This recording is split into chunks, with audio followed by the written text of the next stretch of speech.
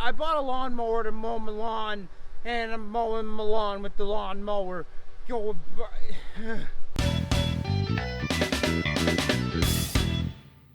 This is the HOTDROP Homestead. I'm Cody, and today we're going to review the Kobalt 80V Max Self-Propelled Lawnmower.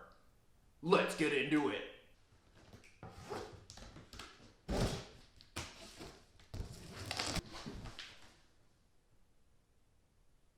There's not very much stuff in here. You trying to tell me that I can mow my lawn with like 4 things?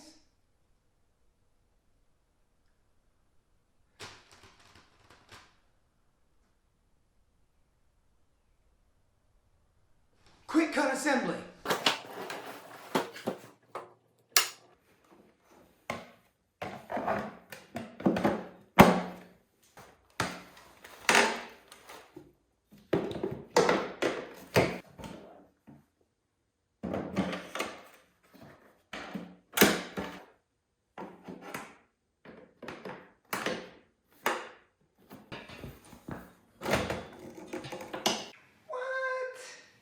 Let me ask you a question. How am I supposed to do an unboxing when it's already set up?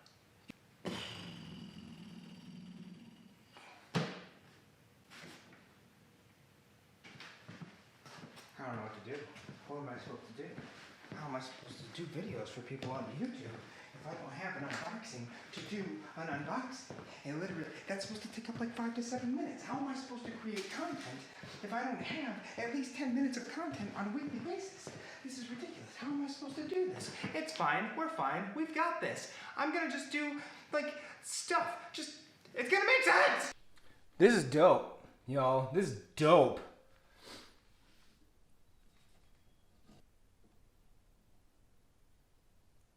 That's all I have to say. I bought the lawnmower, okay? I bought the lawnmower. I don't know how to talk about it like a review. This is more like a guy that needs to mow his lawn tells you about how nice it mows his lawn kind of review, not like a torque guy thing.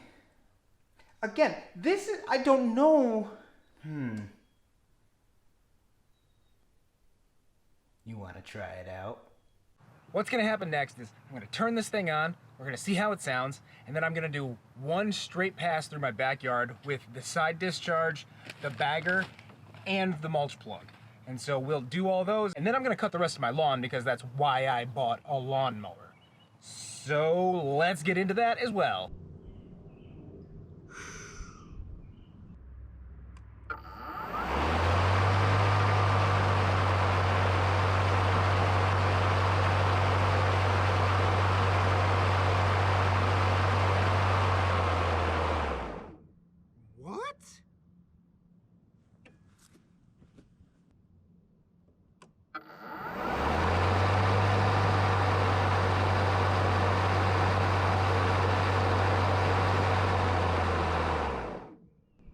It straight up just sounds like a box fan.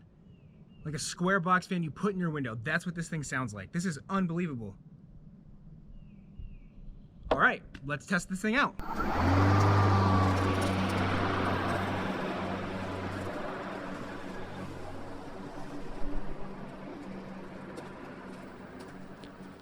Don't worry, folks. There's literally 2 of these where you have to watch me just mow, and I have nothing else to contribute to the video. So just bear with me. There's only 2 of them. They're very short, okay?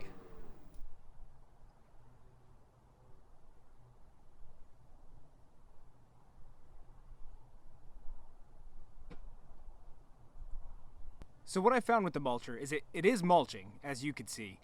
However, one thing I did not know about this lawnmower is that when it senses that you are going through denser grass, it kicks into overdrive, and you can hear that happening. And that was really cool to see. The initial self-propelled motion was a bit too fast, and that was only set in the middle. However, when I slowed that down, it was to the bottom, it was way too slow. So I think somewhere in the 25% range is probably good for something like this. Not that I would ever really want to use the self-propelled on this part. I bought it more for the hill side of my property that I flipped my rider lawnmower on. So I will do that at some point, but I am not doing that yet because the grass is pretty much dead on that side of the hill.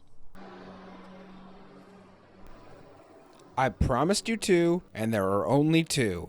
I thought, wow, Cody, you have 2 hours worth of you mowing the lawn from different angles. You should show them all 2 hours. And then I thought, oh wait, I want people to watch my videos, so I'm not going to do that.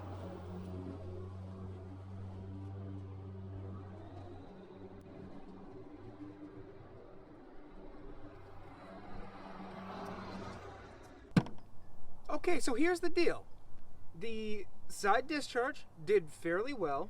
At first, I did a couple of passes, and I thought, man, this stuff is just not kicking out the side. Is this a waste of money?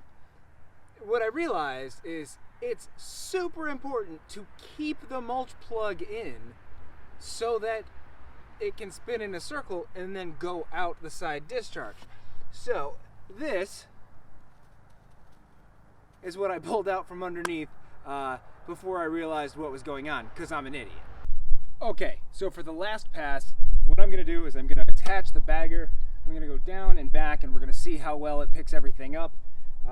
It is super important, again, to note, at this point, the mulch plug comes out, and so does the side discharge, because this needs to be a closed loop in order for things to bag. As if that wasn't obvious already, but as we've stated, I'm an idiot. At this point, we have done a few passes and we're still at full charge, which I knew was going to be the case, but I just wanted to show you because, you know, YouTube. I am the biggest fraud on the face of this planet. I swear I thought there were 2.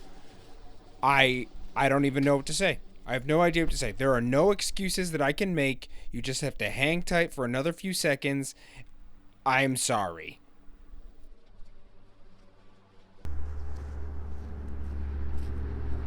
Let's see how we did.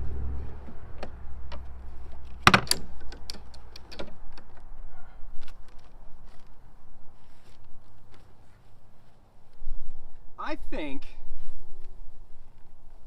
that this worked out nicely.